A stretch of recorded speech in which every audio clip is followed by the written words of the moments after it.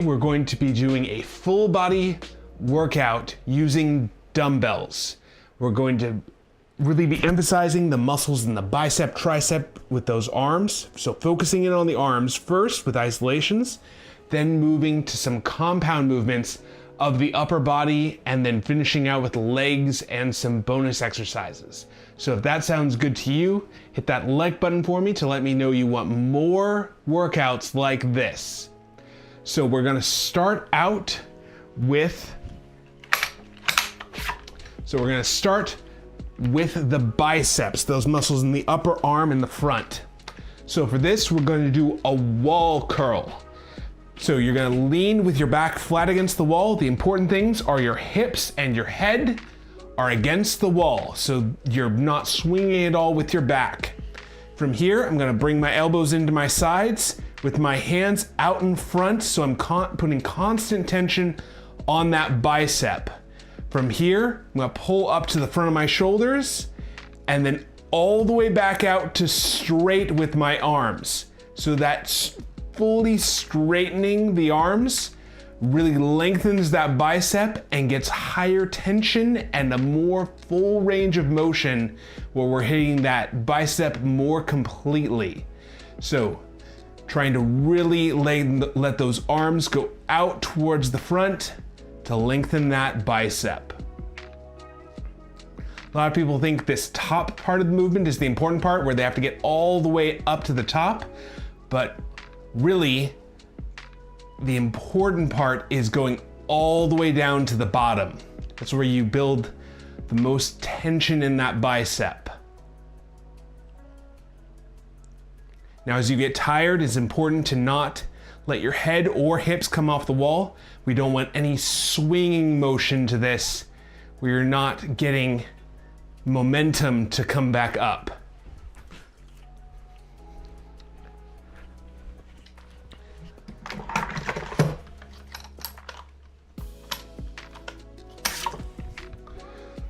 So that was working the bicep. Now we're gonna work the opposite side, that tricep muscle in the back of the arm.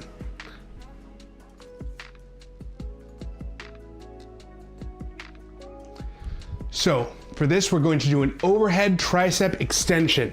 You're gonna bring the dumbbell right behind your head with your elbows pointed up towards the ceiling. So I'll really have those elbows high up. From here, you're gonna straighten your arms up, feeling that right in the back of your elbow. So working this muscle right back in here. Keeping those elbows high really lengthens that tricep, gets a lot more tension into that muscle, especially in the longest piece of it called the long head of the tricep. So going all the way down to where you're almost touching your middle back with your dumbbell, where your hands are right behind your head. Really trying to let that elbow fully bend, and that's what's gonna get you the most out of this exercise. All the exercises we're doing, you wanna try and get the maximum tension in the muscle. Now, you don't have to do maximum weight to do that, but you want to make sure that you're going heavy enough with the weight that you feel challenged. So if you feel like it's too light, try a little bit heavier weight as long as you can get through the full range of motion. It's important too to not hit yourself in the back of the head with the weight. All right. So only use a heavy enough dumbbell where you feel like you can control the weight.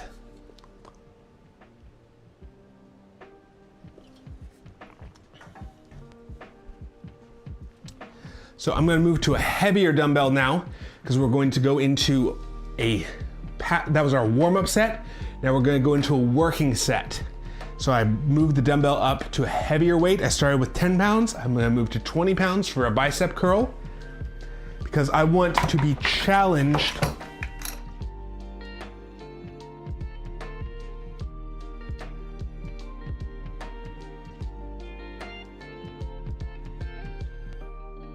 muscle like I could.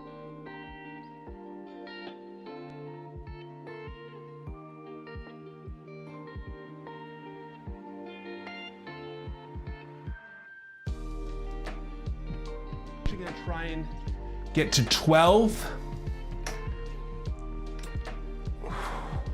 Because I always want to be pushing my body a little bit every week or two. So it should feel tiring around 10.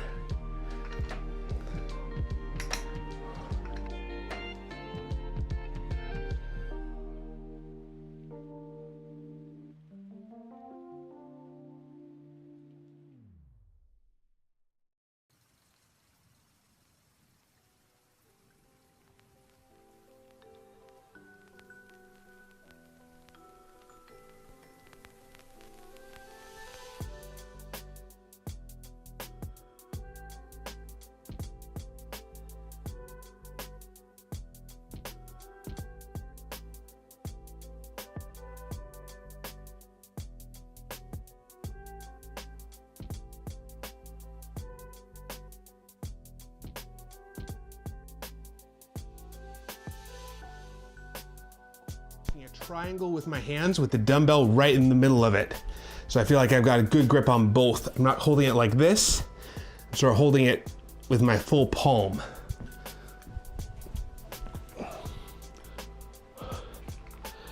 And from here, going straight out, I should feel this right in the back of my elbows.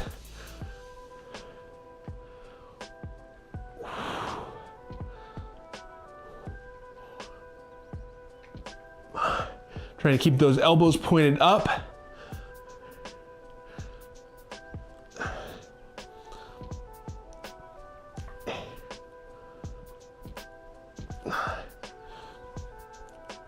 Wow.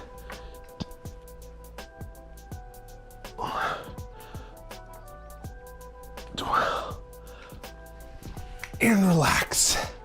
So I realized my elbow on my left side was trying to drift a little bit, trying to compensate.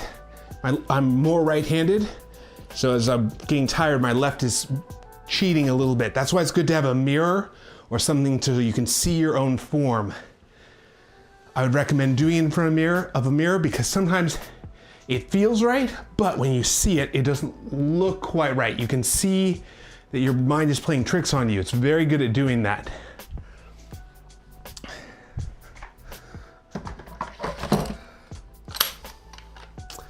That's why gyms have those big mirrors.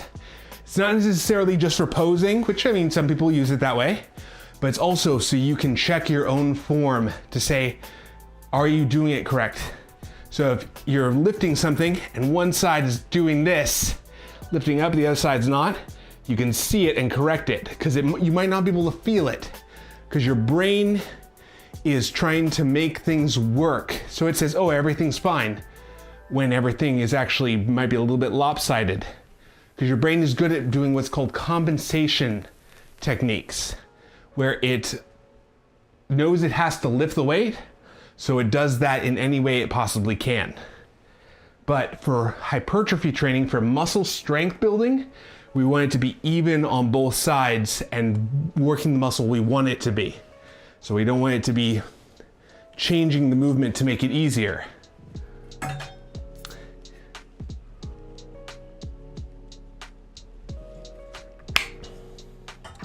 I don't think anyone is intentionally trying to do that, but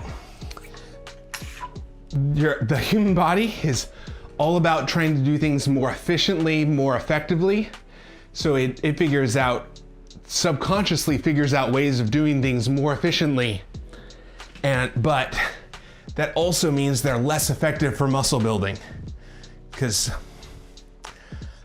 easier means just it's not going to create the same tension in that muscle. That's why we do this with our back flat against the wall, so that we can't swing at all in this movement. No, I can't use my hips to lift this because that would make this a lot easier.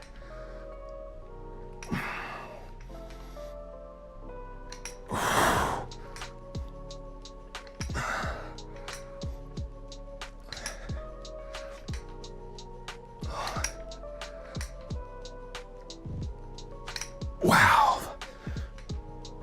Oh, That was set number 2. So I'm trying to get 4 sets of arms because I'm trying to grow my arms more, and the more sets I can get in of doing arm exercises, the faster that muscle will grow. So I like to aim for 3 to 4 sets of muscles I'm trying to build, and then 2 to 3 sets of muscles I'm trying to maintain. Depending on how I feel that day. Sometimes, especially for legs, my legs recover slower than the rest of my body. They're very big muscles, so they take longer to recover. Because of that, sometimes I only am able to do 1 or 2 sets on legs.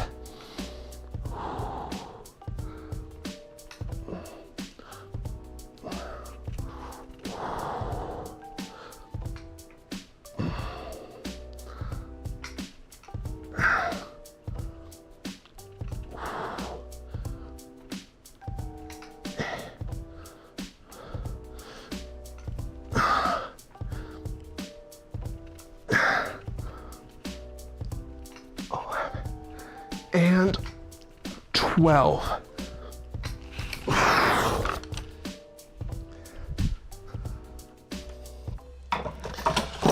All right, so that was set number 2. I actually shifted my hands a little bit. So instead of being like this, pulled them in a little bit more towards a standard grip. And because I felt like my elbow was flaring too much on that left side with this hand over hand movement. So pulling them in a little bit helped me keep those elbows in where I'm keeping that tension here the whole time. So sometimes, some days a different grip will feel more comfortable, and that's okay. Just knowing what that's gonna do to your joints, to how your muscles are acting. So you wanna make sure the grip is supporting the exercise you want.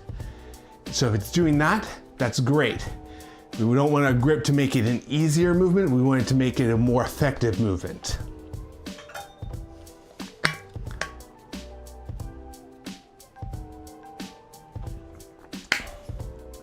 Sometimes the grip position actually changes the entire exercise. And I'll talk about that a little bit more when we do our rows later. Because the grip on the row actually totally changes the focus of that muscle. All right, elbows at the sides, doing a wall curl. Pulling up to the front. Aiming for about 12 reps.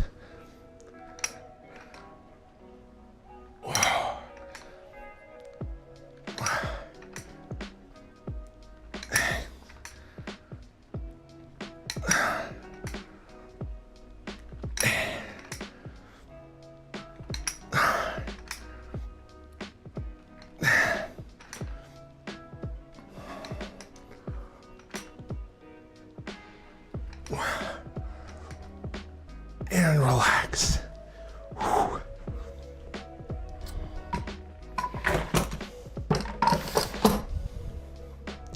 I used to think that all exercises were about the same. As long as I'm bending the elbow, it's gonna hit the bicep no matter what. Which turns out, the more I've done this, the more I've realized it really matters a lot how your body is positioned relative to gravity, and to make sure I'm maximizing that joint angle where I'm really getting that full range of motion on that curl has made all the difference in my bicep. I used to do curls more like this, where it'd be at the bottom of the movement, no tension. Now bringing my hands a little forward really has emphasized how much tension that I can get in that muscle and improve the muscle growth. So sometimes you can just be moving weight rather than lifting, building muscle.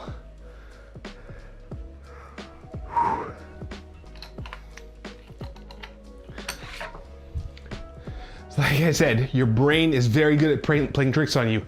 My brain was good on playing tricks on me and saying, you're doing the exercise, we're moving, the weight's going up and down, but really it was not in a effective movement pattern. My body was not building muscle. It wasn't putting tension in that tendon, in that whole muscle belly. So this is called a muscle belly, the contracting part of the muscle. So you've got your tendon, the muscle belly, and then the attachment up here called an origin. So origin, muscle belly, insertion are the terms for it. I'm gonna need just a second before going into the third set of tricep.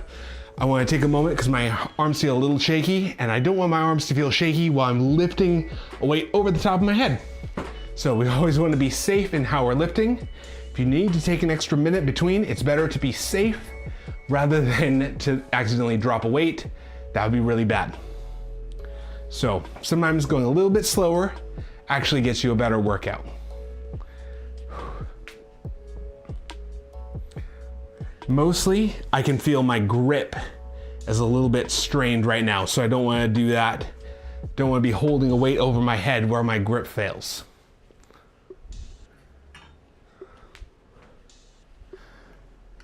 Okay. So taking that extra minute is a good idea sometimes. All right.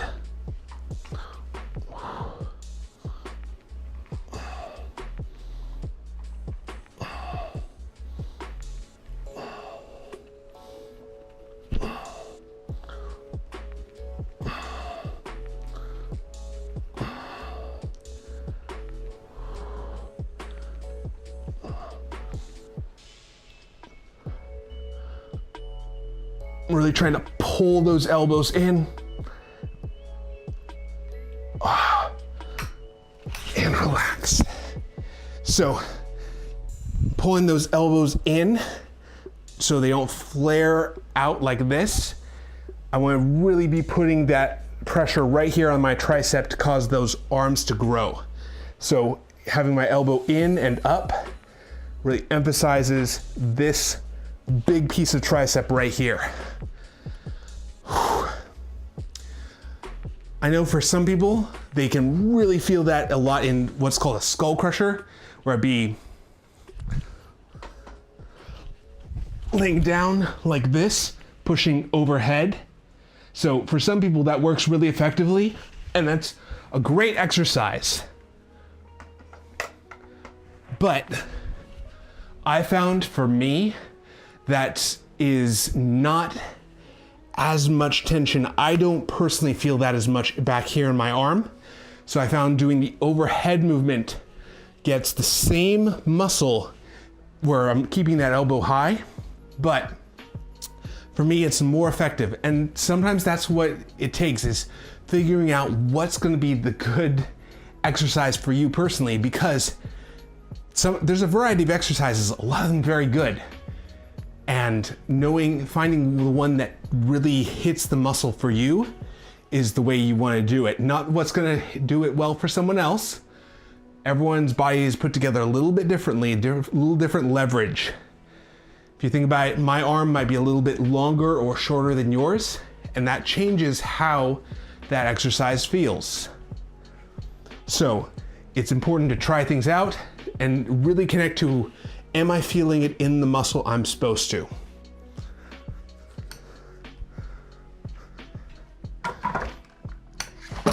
Otherwise, you're just throwing around weight, and that's not a very effective exercise.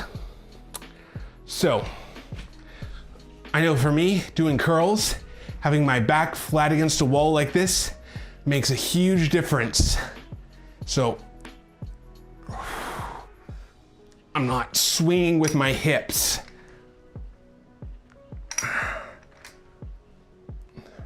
It's our last set.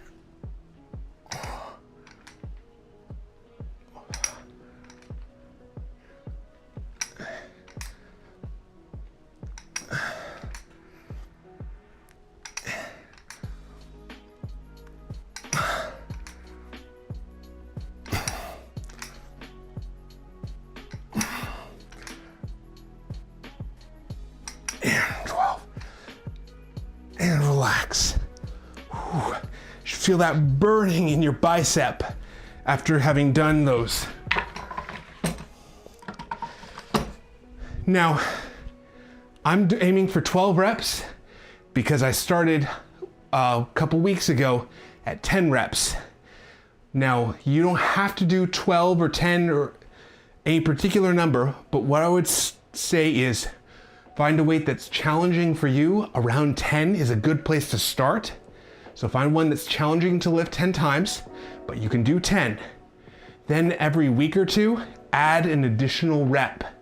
That's what's called progressive overload. And it's a great way of continuing to make it challenging for your body just a little bit every week, so that you're continuing to grow, continuing to see muscle growth, because your body is very good at figuring out how to make it more efficient, make it easier. So as your body gets good at making that movement efficient, you're challenging it a little bit to then continue to grow.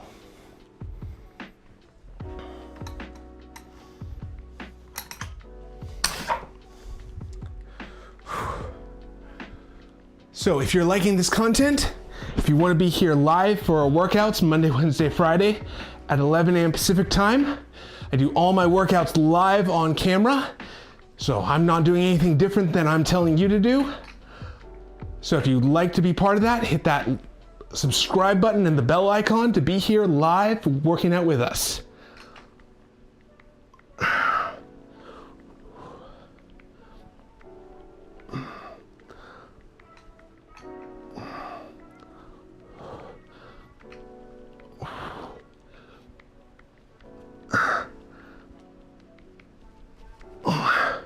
One more. Dwell and relax.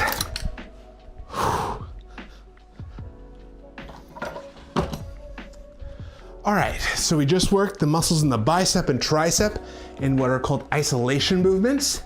Now we're gonna move to more compound movements, working the muscles in the chest and tricep with a dumbbell bench press, and then the bicep and back with a supported row. I'm gonna take just a moment to let my arms cool off, because we just worked the tricep, so I don't wanna go straight into tricep and bench press. So we're gonna start out actually with our supported row. So for this, I'm gonna put one hand on a wall or post, just something secure, and then I'm gonna push my hips back so my hand is hanging straight down, okay? Now here's the important thing. My grip changes this exercise. So for the way we're doing it, you want your thumb pointed up, so the weight is pointing like this, not horizontal, okay? So if I'm doing this way, I'm getting more of that lat muscle in my upper back and less of the traps up here in my shoulder.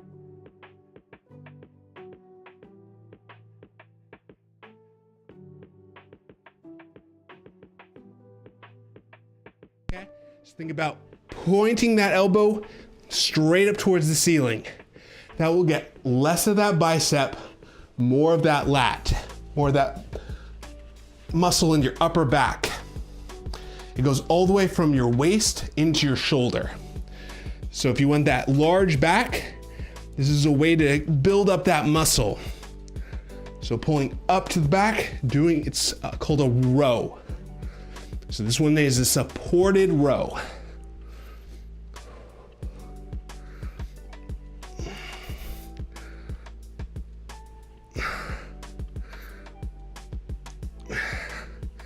I'm trying to do it without letting my body twist at all. So no rotation, just pulling straight up to the back and then straight back all the way to the front. And same thing on the other side. Now, if you have any sort of low back pain, this is a great way of doing a row where you have your hands supporting your weight. So you're not putting all that pressure on your low back.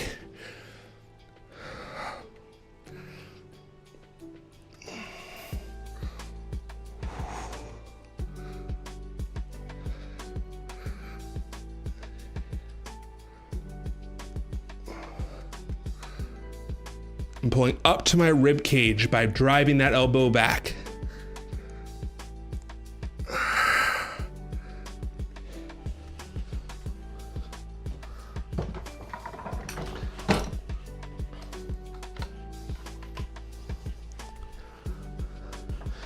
All right, so we're gonna pair that with a dumbbell bench press.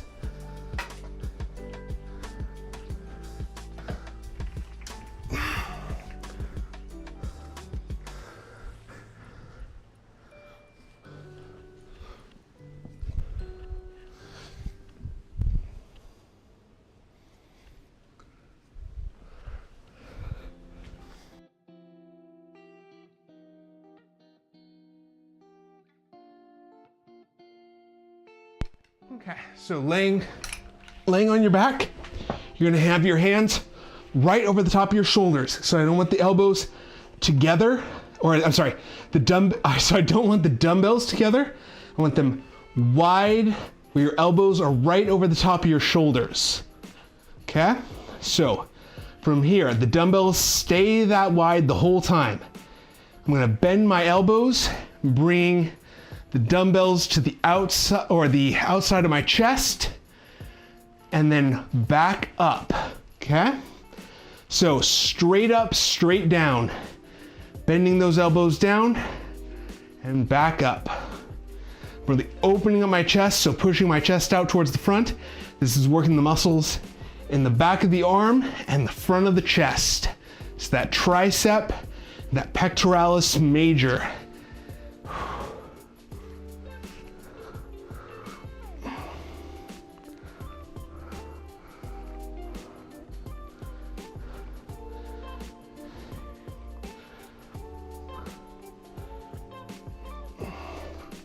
Just doing 10 to warm up. Get that chest muscle engaged.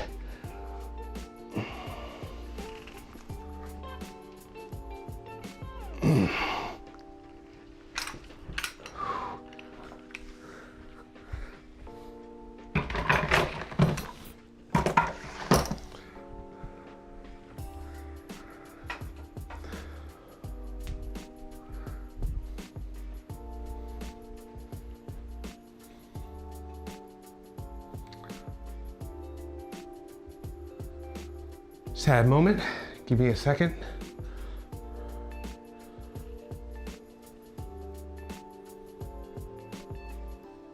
So that felt a little bit off in my shoulder, or in my, from here to here. I am going to skip that exercise today, try it again on Wednesday, because I think that I'm a little off today, where that made me feel a little bit dizzy in my head and neck. So I'm gonna just take a moment, pay attention to the signals my body is sending me, and I'm gonna come back to that exercise on Wednesday or Friday and see how it feels then. I think I might be pushing it a little bit too hard. This is the last week for this phase of my training. So I've been pushing up for about 7 weeks now. And I think that I'm hitting a plateau where my body needs to recover a little bit.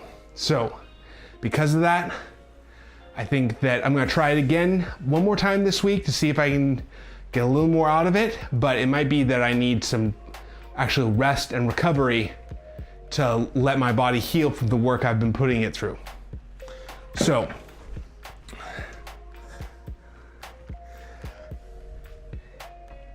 if that's you, feel free to take a break on that exercise, come back with me next time.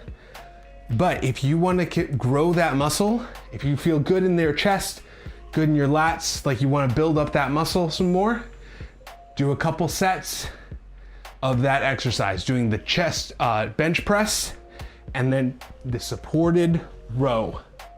And then we'll come back to that. So now we're gonna move into the muscles in the legs and hips.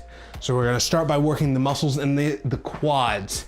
So I like to do this with what's called a suitcase hold.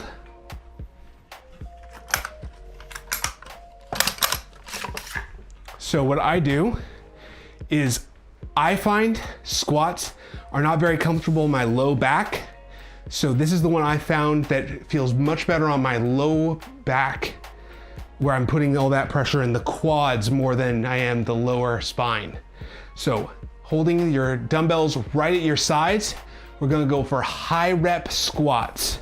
So feet about shoulder width apart, chest up. I'm gonna bend my knees, going down to nearly touching the ground and then back up. So this, I'm really trying to feel this here in the quads. I'm going until I feel that burning feeling right here in the front of my legs. So I'm bending the knees in the same direction the toes are going.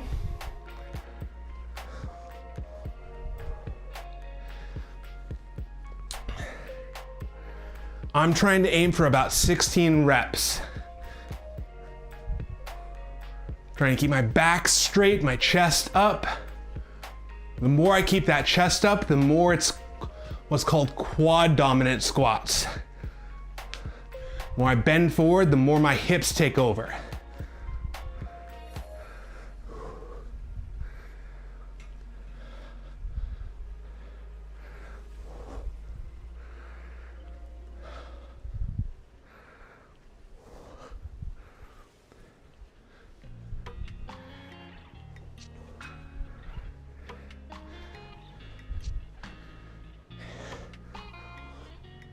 And relax. All right, so now we just worked the front of this thigh. Now we're gonna work the back of the thigh and the hips.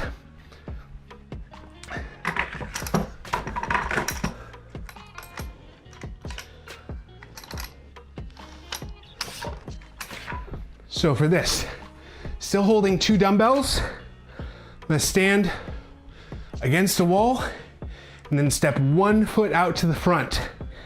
Now this is gonna work the hamstrings, the muscles in the back of the thigh. So, not your low back. So if you feel in your low back, you're bending too much. From this, what I'm gonna do is push my hips back into the wall. So I should feel that right in the back of my thigh. So I'm not bending forward, I'm pushing my hips back. So I should feel that all in my hamstrings. I'm trying to go as low as I can by really driving those hips backwards.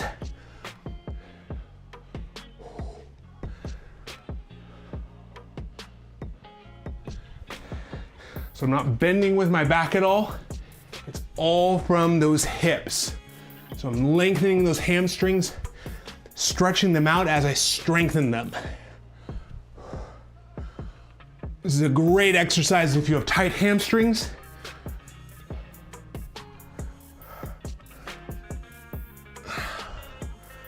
So it's lengthening them, getting them used to being under high tension, which actually can help get them to relax a little more.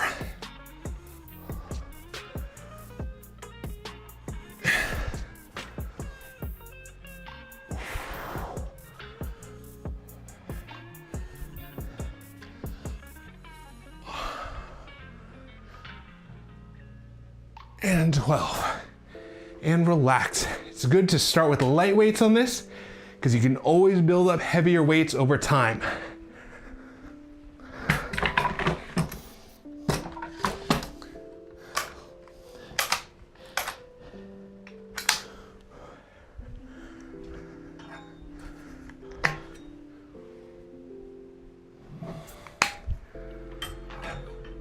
All right, we're gonna do one more set of squats and stiff-legged RDLs, which are the bowing movement.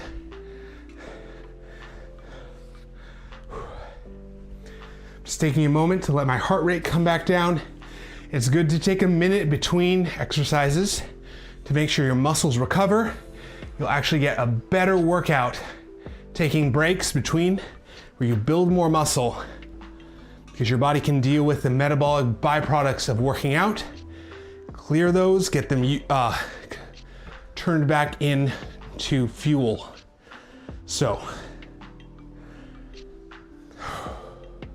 if you're breathing a little heavy, that's good. That means you're working hard And it's good to take a moment, let your heart rate come back down. Especially for me, I know heat really will stop my workout cold. At one time I was working with a client at an adaptive physical activity center, and I actually almost got heat stroke because I was not drinking enough water and it just snuck up on me. So something to be watching for is don't overheat, make sure you're drinking water, make sure you're keeping your body regulated.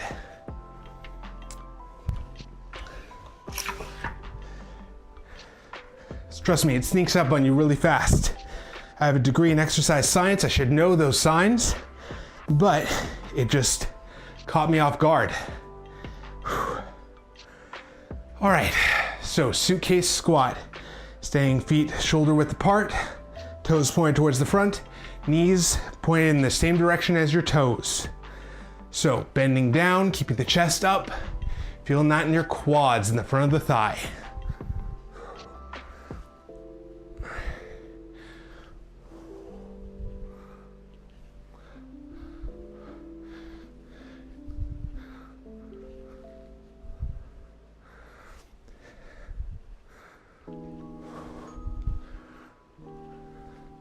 I'm trying to match the same reps I did on the first set.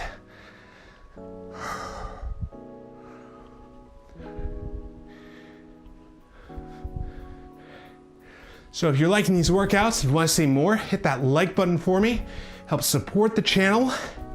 So thank you so much. And lets me know you want more workouts like this. Hey, Batman27, hello, good to see you. Welcome to the workout. So right now we're working on leg exercises using dumbbells. So we're going to go into a hamstring exercise for the back of the thigh. So I found this exercise really helps stretch my hamstrings quite well as strengthens them. So you're going to have your hands in front of your legs, arms straight. From here, pushing your hips to the back, letting those hamstrings really lengthen. Now I'm using the big hinge of my hip, not these little hinges of my back. So my back is staying straight. I'm just pushing my hips out to the back to really let that hip take over. So this keeps that hip movement and really emphasizes those hamstrings. It's great if you have low back pain because it teaches your body proper mechanics to do this lift. So I'm not lifting with my back, I'm lifting with my legs and with those large hamstring muscles. A lot of people don't know how to engage those, and so they end up pulling their hamstrings. I have pulled my hamstring on my left side doing martial arts, and so I know how painful that can be. It is not something I'd ever want someone to have to deal with. So that's why we want strong, flexible hamstrings. So they don't pull, they don't tear. We want them really thick and powerful. So that's why I'd recommend this exercise to really anyone, because all of us really probably have too weak hamstrings.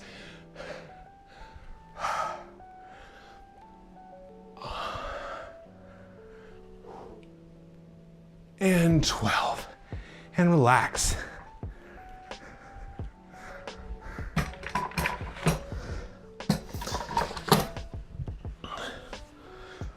All right. We're gonna finish out with a calf exercise and some core. So, calf muscle is this one down here. We're gonna do a calf raise. So, staying in front of a wall, you're gonna put one foot behind the other. From here, lean forward just a little bit. So you're right against that wall. From here, you're gonna push down through your toe, lifting your heel up off the ground. Now, I want my foot far enough back where I can feel that calf under tension up at the top of this movement. My knee is straight, Pushing down through the toe, lifting up onto the ball of your foot. Aiming for about 10 of these. I'm trying to go all the way down to where my heel touches the ground. Oh wait, hang on, let me do it this way so you can actually see me. So pushing up through the toe, pushing the heel all the way back down to the ground. And same thing on the other side. 1 foot behind, leaning forward, feeling that pressure in your calf.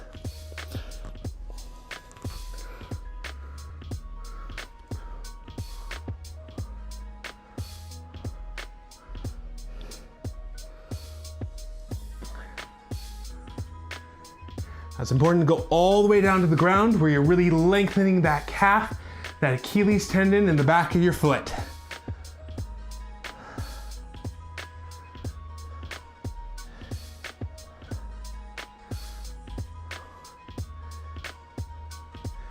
And 12. Now, with this exercise, we're hitting that gastroc muscle as well as that soleus muscle by keeping the knee straight. My knee was bent, I'd only be hitting the soleus, not the full calf. So very important, knee stays straight, and that's gonna engage that entire calf muscle.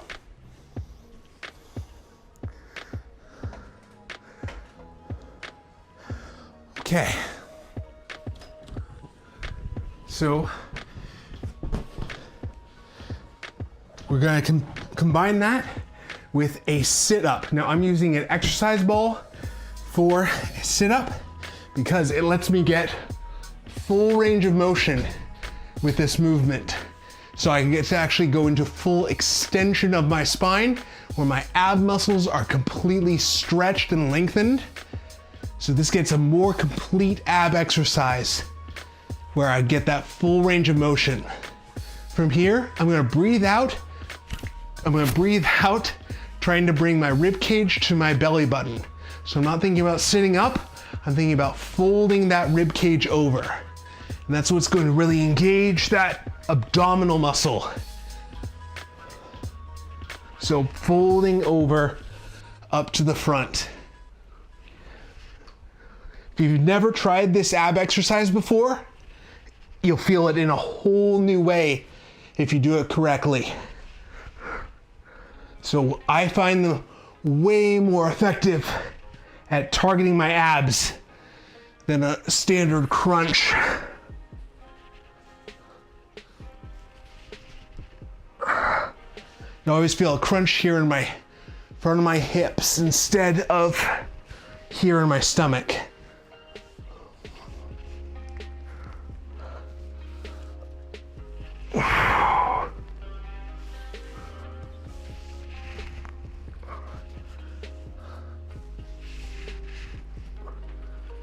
And relax. So that was our workout for today. If you like these workouts and want to see more, I host them on Monday, Wednesday, and Friday at 11 a.m. Pacific time. Hope to see you there.